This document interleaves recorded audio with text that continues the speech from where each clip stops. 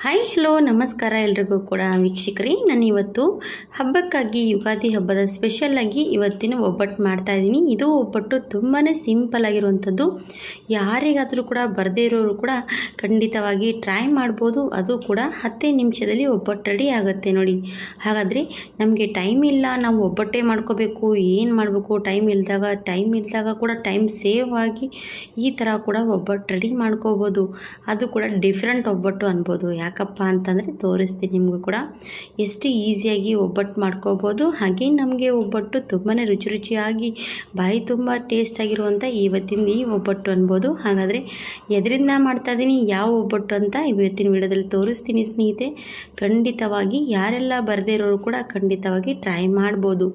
ರುಚಿ ಮಾತ್ರ ಕೇಳಬೇಡಿ ಸ್ನೇಹಿತರೆ, ಸೂಪರಾಗಿತ್ತು. ನಮ್ಮ ಕಡೆ ಇದೆ ಇವತ್ತಿನ ಈ ಸ್ಟೈಲಲ್ಲಿ ಮಾಡುವಂಥ ಒಬ್ಬಟ್ಟು ರೆಸಿಪಿ ತೋರಿಸ್ಕೊಂಡು ಬರ್ತೀನಿ. 10 ನಿಮಿಷದಲ್ಲಿ ರೆಡಿಯಾಗುವಂಥ ಒಬ್ಬಟ್ಟು ಅದು ಯಾವುದರಿಂದ ಮಾಡೋದಂತ ಇವತ್ತಿನ ವಿಡಿಯೋದಲ್ಲಿ ಫುಲ್ಲಾಗಿ ನೋಡೋಣ ಬನ್ನಿ.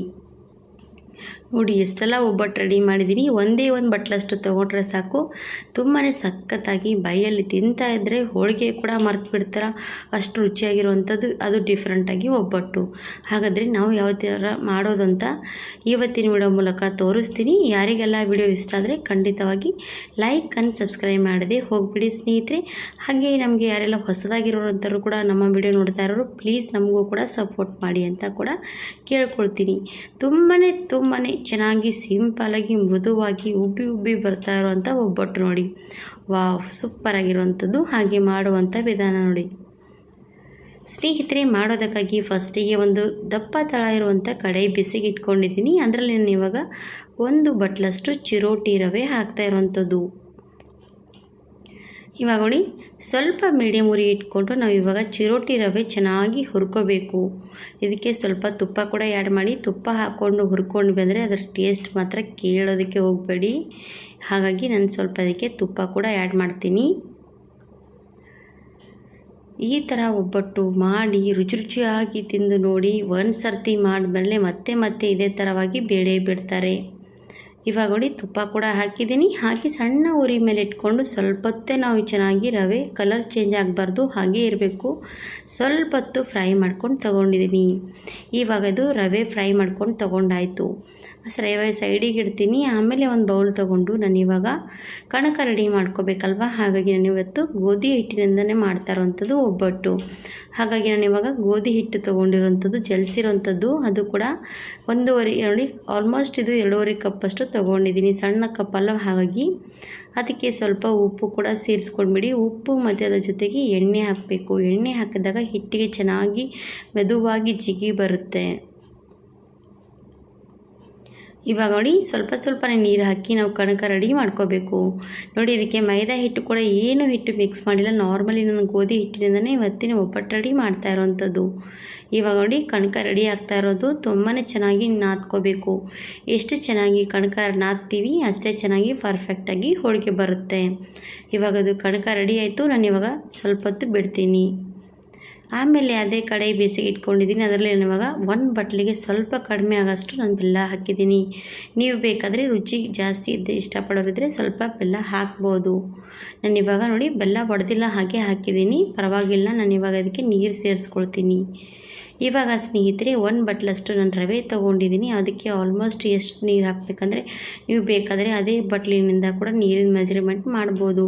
ಆ ಬಟ್ಲಿನಿಂದ ನಾವು 1.5 ಬಟ್ಲಷ್ಟು ನೀರು ಹಾಕಬೇಕಾಗತ್ತೆ ನೋಡಿ.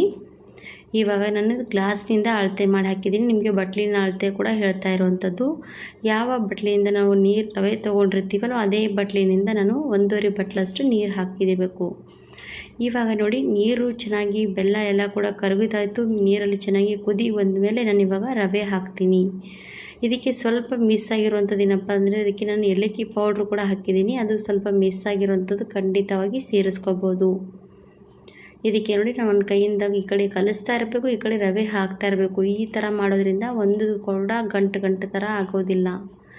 ಇವಾಗ ಇದು ಮಿಕ್ಸ್ ಮಾಡಿದಾಯಿತು. ಮಿಕ್ಸ್ ಮಾಡಿದಾದ್ಮೇಲೆ ಒಂದು ಮುಚ್ಚಳ ಮುಚ್ಚಿ ಒಂದು 5 ಸೆಕೆಂಡ್ ಬಿಡಿ. ಒಂದು 5 ಸೆಕೆಂಡ್ ಬಿಟ್ಕೊಂಡು ನಾನು ಇವಾಗ ಸ್ಟವ್ ಆಫ್ ಮಾಡಿದ್ದೀನಿ. ಸ್ಟವ್ ಆಫ್ ಮಾಡಿದ್ಮೇಲೆ ಹಾಗೆ ಮುಚ್ಚಳ ಇಡಬೇಕು. ಯಾಕಂದರೆ ಚೆನ್ನಾಗಿ ಮುಚ್ಚಳದಲ್ಲಿ ಹವೆಯಲ್ಲಿ ಮೆತ್ತಗಾಗುತ್ತೆ ರವೆ ಕೂಡ. ನೋಡಿ ನಾನು ಇವಾಗ ಹವೆಯಲ್ಲಿ ಚೆನ್ನಾಗಿ ಮೆತ್ತಗೆ ಮಾಡ್ಕೊಂಡು ತೊಗೊಂಡಿದ್ದೀನಿ. ನೋಡ್ತಾ ಇರ್ಬೋದು, ವಾವ್, ತುಂಬಾ ಚೆನ್ನಾಗಾಗಿರೋದು ಹೂರಣ. ಪರ್ಫೆಕ್ಟಾಗಿ ಹೋಳಿಗೆಗೆ ಹೂರಣ ರೆಡಿ ಆಗಿರೋವಂಥದ್ದು. ನಾನಿವತ್ತು ಯಾವ ಹೋಳಿಗೆ ಮಾಡ್ತಾಯಿದ್ದೀನಿ ಅಂತ ಅರ್ಥ ಆಗಿರ್ಬೋದು. ನಾನಿವತ್ತು ಸಜ್ಜಕದ ಹೋಳಿಗೆ ಮಾಡ್ತಾಯಿದ್ದೀನಿ. ಡಿಫ್ರೆಂಟಾಗಿ ಕಡಿಮೆ ಸಮಯದಲ್ಲಿ ಸಜ್ಜಕದ ಹೋಳಿಗೆ ಮಾಡ್ಕೋಬೋದು. ಇವಾಗ ನೋಡಿ ಈ ಥರ ರೆಡಿ ಮಾಡ್ಕೊಂಡಿರೋದು ಹೂರಣ ಸ್ವಲ್ಪ ಹೊತ್ತು ತಣ್ಣಗಾಗೋದಕ್ಕೆ ಬಿಟ್ಟು ನೀವು ಉಂಡೆ ರೆಡಿ ಮಾಡ್ಕೋಬೋದು. ನಿಮಗೆ ತೋರಿಸ್ತೀನಿ ಉಂಡೆ ಕೂಡ ಕಟ್ಟಿ. ನೋಡಿ ತುಂಬಾ ಬಿಸಿ ಇರುವಂಥದ್ದು, ಹಾಗಾಗಿ ಸ್ವಲ್ಪ ಬಿಸಿ ತಾಗ್ತಾ ಇರುವಂಥದ್ದು. ಸ್ವಲ್ಪ ಹೊತ್ತು ಬಿಟ್ಟು ನೀವೆಲ್ಲನೂ ಕೂಡ ಉಂಡೆ ರೆಡಿ ಮಾಡ್ಕೋಬೋದು. ನೋಡಿ ಪರ್ಫೆಕ್ಟಾಗಿ ಉಂಡೆ ರೆಡಿ ಆಗ್ತಾ ಇರುವಂಥದ್ದು. ಇದೇ ರೀತಿ ನಾನು ಎಲ್ಲನೂ ಕೂಡ ಹೂರಣದ ಉಂಡೆ ಕಟ್ಟಿಟ್ಕೊಳ್ತೀನಿ. ಇವಾಗ ನೋಡಿ ಹೂರಣದ ಉಂಡೆ ರೆಡಿಯಾಗಿರೋದು, ಹಾಗೆ ಹಿಟ್ಟು ಕೂಡ ಕಣಕ ಚೆನ್ನಾಗಿ ನೆಂದಿರೋವಂಥದ್ದು. ಆಮೇಲೆ ಒಂದೊಂದು ಉಳ್ಳೆ ನಾವು ಇವಾಗ ಫಿಲಪ್ ಮಾಡ್ಕೋಬೇಕು. ನೋಡಿ ನಾನು ಸಣ್ಣದ ಒಂದು ಹಿಟ್ಟಿನ ಉಳ್ಳೆ ತೊಗೊಂಡು ಇದಕ್ಕೆ ನನಗೆ ಸ್ವಲ್ಪ ಈ ರೀತಿ ಅಗಲವಾಗಿ ಮಾಡಿಕೊಂಡು ಇದಕ್ಕೆ ಸ್ವಲ್ಪ ಹಿಟ್ಟು ಕೂಡ ಹಚ್ಕೊಂಡು ನಾನು ಇವಾಗ ಇದಕ್ಕೆ ಏನು ಮಾಡ್ತೀನಿ ಅಂದರೆ ಒಂದು ಹೂರಣದ ಉಂಡೆ ಇದರಲ್ಲಿ ಸ್ವಲ್ಪ ಇಟ್ಕೊಂಡು ಫಿಲಪ್ ಮಾಡ್ಕೊಂಡು ತಗೊಳ್ತೀನಿ. ಫಿಲಪ್ ಮಾಡಿಕೊಂಡು ಚೆನ್ನಾಗಿ ಮೇಲ್ಗಡೆ ಹಿಟ್ಟು ಬಂದರೆ ತೆಗೆದುಬಿಡಬೇಕು. ಈ ಥರ ತೆಗೆದುಬಿಟ್ಟು ನಾವು ಇವಾಗ ಹಿಟ್ಟಲ್ಲಿ ಎತ್ಕೊಂಡು ಇವಾಗ ಲಟ್ಟಿಸ್ಕೊಳ್ಳೋದಕ್ಕೆ ತಗೊಳ್ಬೇಕು. ಸ್ವಲ್ಪ ಕೈ ಅಂಗೈಯಿಂದ ಸ್ವಲ್ಪ ಪ್ರೆಸ್ ಮಾಡಬೇಕು. ನೋಡಿ ಈ ಉಳ್ಳೆಗೆ ಸ್ವಲ್ಪ ಪ್ರೆಸ್ ಮಾಡಿದ್ರೆ ಚೆನ್ನಾಗಿ ಅದು ಉಳ್ಳೆ ಎಲ್ಲ ಕೂಡ ಹೂರಣ ಎಲ್ಲ ಕಡೆ ಚೆನ್ನಾಗಿ ಸ್ಪ್ರೆಡ್ ಆಗುತ್ತೆ. ಈ ಥರ ಹಿಟ್ಟು ಹಾಕ್ಕೊಂಡು ಎಲ್ಲ ಕಡೆ ರೌಂಡಾಗಿ ಚೆನ್ನಾಗಿ ಲಟ್ಟಿಸ್ಕೋಬೋದು. ಎಷ್ಟೆಷ್ಟು ದೊಡ್ಡ ಸೈಜಷ್ಟು ಕೂಡ ನೀವು ಹೋಳಿಗೆ ಮಾಡ್ಬೋದು. ಇವಾಗ ನೋಡಿ ನಾನು ಲಟ್ಟಿಸ್ತಾ ಇರೋವಂಥದ್ದು ಕೂಡ ಕಾಣಿಸ್ತಾ ಇರ್ಬೋದು ನಿಮಗೂ ಕೂಡ. ಇದೇ ರೀತಿಯಾಗಿ ನಾನು ಎಲ್ಲನೂ ಕೂಡ ಇದೇ ಸೇಮ್ ಪ್ರೊಸೆಸ್ನಲ್ಲಿ ಲಟ್ಟಿಸ್ಕೊಂಡು ತಗೊಳ್ತೀನಿ. ಇವಾಗ ಲಟ್ಟಿಸ್ಕೊಂಡು ಆದಮೇಲೆ ನಾವು ಇವಾಗ ತವಾ ಮೇಲೆ ಕೂಡ ಹಾಕೋಣ ಬನ್ನಿ ಹೋಳಿಗೆ. ನಾನು ಆಲ್ರೆಡಿ ತವಾ ಕೂಡ ಬಿಸಿಗೆ ಇಟ್ಕೊಂಡಿದ್ದೀನಿ. ತವಾ ಮೇಲೆ ಹಾಕ್ತೀನಿ ನೋಡಿ. ಇವಾಗ ಸ್ವಲ್ಪ ತವಾ ಮೇಲೆ ಹಾಕೋಕ್ಕಿಂತ ಮುಂಚೆ ಸ್ವಲ್ಪ ಚೆನ್ನಾಗಿ ಎಣ್ಣೆ ಹಾಕಬೇಕು. ಎಣ್ಣೆ ಹಾಕಿ ನಾವು ಇವಾಗ ಈ ಒಬ್ಬಟ್ಟು ಹಾಕೋಣ. ನೋಡಿ ಪರ್ಫೆಕ್ಟಾಗಿ ಒಬ್ಬಟ್ಟು ಹಾಕ್ಕೊಂಡಾಯಿತು. ಇದ್ರ ಮೇಲೆ ಸ್ವಲ್ಪ ಎಣ್ಣೆ ಸವರಿ ನಾವು ಇವಾಗ ಚೆನ್ನಾಗಿ ಬೇಯೋದಕ್ಕೆ ಬಿಡಬೇಕು. ಒಂದು ಕಡೆ ಚೆನ್ನಾಗಿ ಈ ರೀತಿ ಮೇಲ್ಗಡೆ ನೋಡ್ತಾ ಇರ್ಬೋದು ಬಬಲ್ಸ್ ಬರೋದಕ್ಕೆ ಸ್ಟಾರ್ಟ್ ಆಗುತ್ತೆ. ಬಬಲ್ಸ್ ಬರೋದಕ್ಕೆ ಸ್ಟಾರ್ಟ್ ಆದಾಗ ನಾವು ಇವಾಗ ಹೋಳಿಗೆ ತಿರುಗಿ ಹಾಕಬೇಕು. ನೋಡ್ತಾ ಇರ್ಬೋದು ಎಷ್ಟು ಚೆನ್ನಾಗಿ ಉಬ್ಬಿ ಕೂಡ ಬರ್ತಾ ಇರುವಂಥದ್ದು ಒಬ್ಬಟ್ಟು. ಒಳಗಡೆ ಮಾತ್ರ ಕೇಳೋದಕ್ಕೆ ಹೋಗ್ಬೇಡಿ ಸ್ನೇಹಿತರೆ, ತುಂಬಾ ಸಖತ್ ರುಚಿ ಬರುವಂಥದ್ದು. ಯಾಕಂದರೆ ಹೂರಣದ ಹೋಳಿಗೆ ಕೂಡ ಅಷ್ಟು ರುಚಿಯಾಗಿ ಬರೋಲ್ಲ. ಇದು ಅಷ್ಟು ಪರ್ಫೆಕ್ಟಾಗಿ ಮಾಡಿಕೊಂಡ್ರೆ ನೀವು ಕೂಡ ತಿಂದು ನೋಡಿದ್ಮೇಲೆ ಗೊತ್ತಾಗುವಂಥದ್ದು. ಹಾಗೆ ನೋಡಿ ಎರಡೂ ಕಡೆ ಚೆನ್ನಾಗಿ ಸ್ವಲ್ಪ ಎಣ್ಣೆ ಹಾಕಿ ತಿರುವಿ ಚೆನ್ನಾಗಿ ಬೇಯಿಸ್ಕೊಂಡು ತೊಗೊಂಡ್ರೆ ಪರ್ಫೆಕ್ಟಾಗಿ ಹೂರಣದ ಹೋಳಿಗೆ ರೀತಿಯೇ ಇವತ್ತಿನ ಒಬ್ಬಟ್ಟು ರೆಡಿ ಆಗ್ತಾ ಇರುವಂಥದ್ದು. ಇದೇ ರೀತಿ ಇನ್ನೊಂದು ಕೂಡ ಒಬ್ಬಟ್ಟು ರೆಡಿ ಮಾಡ್ಕೊಂಡು ತಗೊಳ್ತೀನಿ. ಇವತ್ತಿಂದು ಡಿಫ್ರೆಂಟ್ ಆಗಿರುವಂಥ ಸಜ್ಜಕದ ಹೋಳಿಗೆಗೆ ನಾವು ಇವತ್ತು ತುಂಬಾ ಸಖತ್ತಾಗಿ ಮಾಡುವಂಥ ವಿಧಾನ ತೋರಿಸ್ಕೊಟ್ಟಿದ್ದೀವಿ. ನೀವು ಕೂಡ ನೋಡಿದವರೆಲ್ಲರೂ ಕೂಡ ಖಂಡಿತವಾಗಿ ಟ್ರೈ ಮಾಡ್ಬೋದು.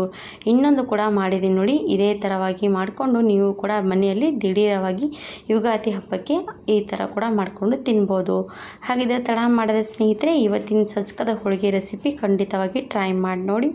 ವಿಡಿಯೋ ಇಷ್ಟ ಆದರೆ ಲೈಕ್ ಆ್ಯಂಡ್ ಸಬ್ಸ್ಕ್ರೈಬ್ ಮಾಡದೆ ಹೋಗಬೇಡಿ. ಯಾರೆಲ್ಲ ಹೊಸದಾಗಿರೋರು ಪ್ಲೀಸ್ ನಮಗೂ ಕೂಡ ಸಪೋರ್ಟ್ ಮಾಡಿ ಅಂತ ಕೇಳ್ಕೊಳ್ತೀನಿ. ತುಂಬಾ ಪದ್ರ ಆಗಿರುವಂಥ ಒಬ್ಬಟ್ಟು ರೆಡಿಯಾಗಿರುವಂಥದ್ದು. ಹಾಗಿದ್ರೆ ಇವತ್ತಿನ ವಿಡಿಯೋಲ್ಲ ಮುಗಿಸ್ತೀನಿ. ಧನ್ಯವಾದ ಸ್ನೇಹಿತರೆ. ಬಾಯ್ ಬಾಯ್.